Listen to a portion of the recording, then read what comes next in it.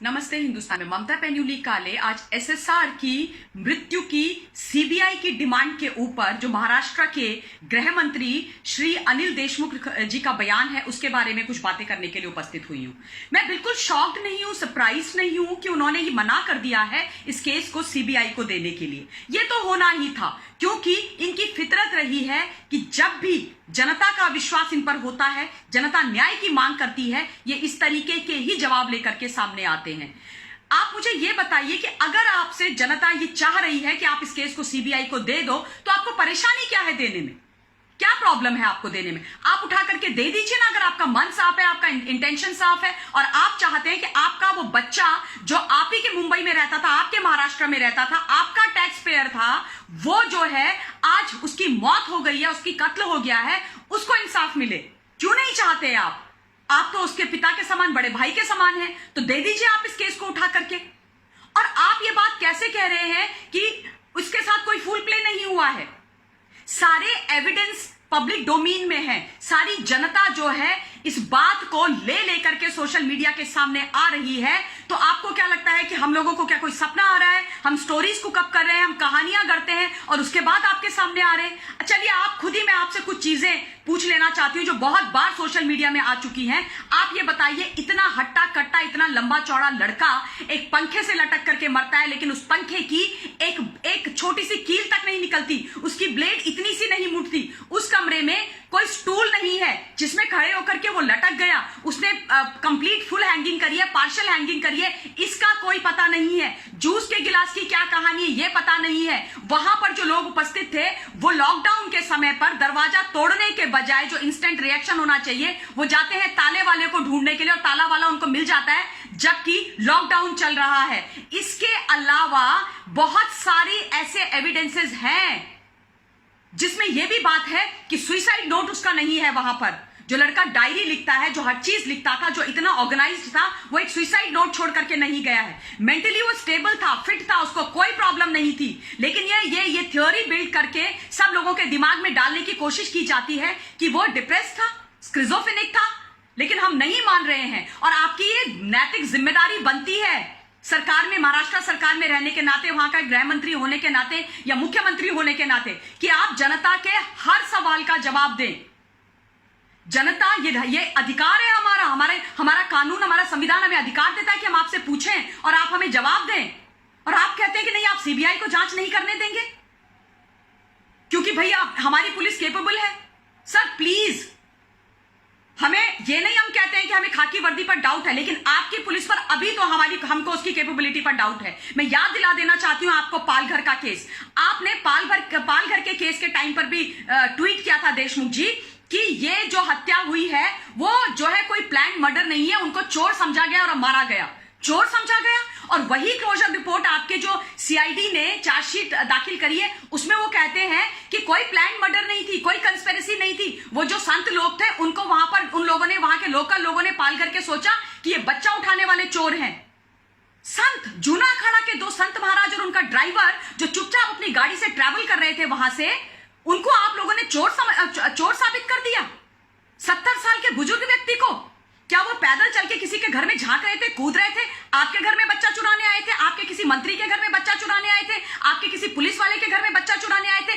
किसके घर में बच्चा चुराते हुए आपने उनको पकड़ा कि आप ये स्टेटमेंट डे 1 से दे रहे हैं? और फाइनली जो स्टेटमेंट आपने दी थी देशमुख साहब, वही आपकी सीआईडी ने अपनी रिपोर्ट में भर करके दे दी है।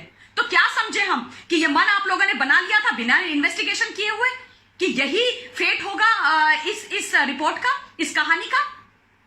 लॉकडाउन के समय पर 500 से 1000 लोग लाठी डंडे लेकर के सड़क में आ जाते हैं पालघर में, मार मारकर हत्या कर देते हैं, 3 लोगों की निर्मम हत्या कर देते हैं। पुलिस वहां पर खड़ी है, पुलिस कुछ नहीं करती है, पुलिस से दया की भीख मांगी जाती है, वहां से निकल जाते हैं।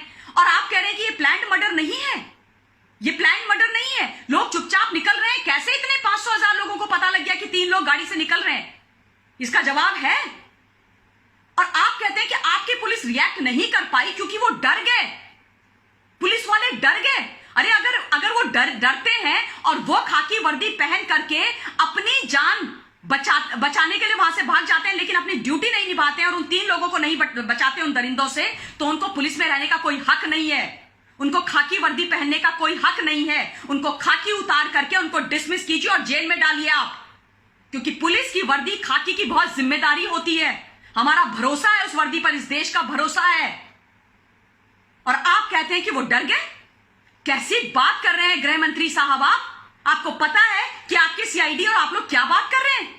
अगर हमारे देश की जांबाज सेनाएं, तीनों सेनाएं और पैरा मिलिट्री फोर्सेस ये बात करना शुरू कर दें कल से कि नहीं, हम आतंकियों से नहीं लड़ सकते क्योंकि वो हमें मारते हैं, वो हजारों की संख्या में होते हैं, कहां छुपे होते हैं हमें नहीं पता, हमें डर लगता है इसलिए हम भाग जाएंगे। चीन के गलवान में, एलएसी में अगर हमारे वीर जवानों ने, जो 20 लोग वीर गति को प्राप्त हो गए, वो उल्टे पैर भाग गए होते कि रात के अंधेरे में चीनी सैनिक आए, डंडे लेकर आए, हथियार लेकर के आए, उन्होंने वो हमें मारने लगे, हम डर गए और हम भाग गए क्योंकि वो हजारों की संख्या में थे और हम तो केवल 20 थे इसलिए हम भाग गए। तो आप समझ सकते हैं इस देश की क्या हालत होगी, क्या होगा इस देश का, आपका, हमारा, हम सबका, अगर हमारी सेनाएं, हमारे लोग वो ऐसा बोलने लगे सरहदों पर। लेकिन वो अपनी वर्दी की लाज रखते हैं। वो वर्दी उनके लिए सिर्फ कमाने का जरिया नहीं होती है, वो वर्दी उनकी गर्व होती है। हिंदुस्तान की सेवा के लिए वो पहनते हैं। मां भारती को अपनी मां और हम सबको अपना परिवार समझ के जिम्मेदारी निभाते हैं, अपनी जान दे देते हैं, लेकिन पीछे नहीं हटते हैं। और आप यहां पर बैठ करके ये कहते हैं कि मेरे लोग खादी पहने, खाकी पहने हुए, सॉरी, पुलिस वाले जिनके पास हर तरीके की पार है, हथियार है, सब कुछ है, वो गोली चला सकते हैं, आंसू गैस छोड़ सकते हैं, एडिशनल फोर्स ला करके लोगों को मार सकते हैं, वो डर गए। मैंने ये बात कभी नहीं सुनी और मेरे गले से नहीं उतर रही है। आप किस तरीके का अविश्वास इस देश के, हिंदुस्तान के जनता के अंदर और महाराष्ट्र के अंदर जगाने की कोशिश कर रहे हैं? देशमुख साहब, सोचिए आप इस बात को। आप गृह मंत्री हैं एक प्रदेश के और आप इस तरीके के बयान दे रहे हैं। अरे खाकी के पास जब हम जाते हैं ना, तो हम सोचते हैं हमारी रक्षा होगी, हमारी सुरक्षा होगी, हमारे साथ अन्याय होगा तो ये हमें न्याय दिलाएंगे। पर अगर हम ऐसे इंसिडेंट देखेंगे तो क्या भरोसा रह जाएगा? और कोई इंटेंशन नहीं होता है, खास तौर पे मेरा तो वर्दी के लिए कुछ बोलने का, क्योंकि मैं उन लोगों का बहुत सम्मान करती हूं।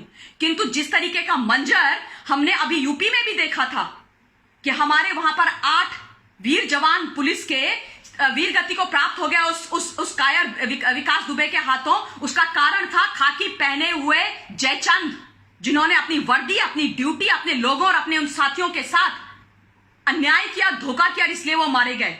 तब विश्वास हटता है जब आपका एक सीनियर आला अधिकारी देशमुख साहब चिट्ठी लिखता है वधावन ब्रदर्स के लिए, जो ऑफेंडर्स हैं, अपराधी हैं, देश के चोर हैं, उचक्के हैं, उनको पिकनिक मनाने कोविड के समय में एक जगह से दूसरी जगह भेज देते हैं ये लिख करके कि ये मेरे साथी हैं।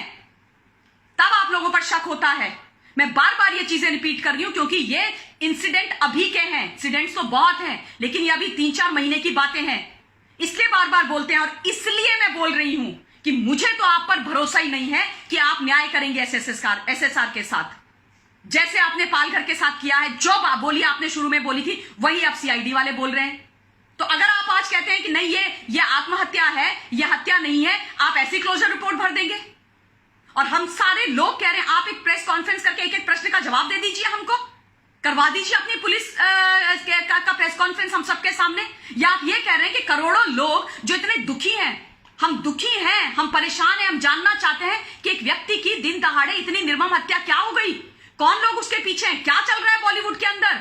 हो सकता है हमारे तमाम बच्चे इस परेशानी से जूझ रहे हो, किसी की भी हत्या कल को हो सकती है। होम मिनिस्टर होने के नाते, वहां की पुलिस होने के नाते क्या जिम्मेदारी है आपकी कि कॉमन जनता को आप सुरक्षा प्रदान करें, कि हम आपसे दिन रात आकर के निवेदन करते रह जाएं कि न्याय दिला दीजिए, न्याय दिला दीजिए। अगर आपको कायदे से हमारा भरोसा जीतना है और आपको सम्मान है इस देश की जनता का, प्यार करते हैं आप देश की जनता को, क्या कृपा करके सुशांत सिंह राजपूत का केस सीबीआई को दे दीजिए और पालघर के संत महाराजाओं का भी दे दीजिए। अगर आप ऐसा करते हैं तो हमें लगेगा कि आपके मन में कोई दुराचार नहीं है, क्योंकि हम लोग व्यथित हैं, हम अपना टाइम एनर्जी इन्वेस्ट कर रहे हैं इस केस में। हम सच जानना चाहते हैं, हम इस अन्याय को बंद करना चाहते हैं, हम इस तमाशा, इस ड्रामे को बॉलीवुड के बंद करना चाहते हैं। धन्यवाद। जय हिंद।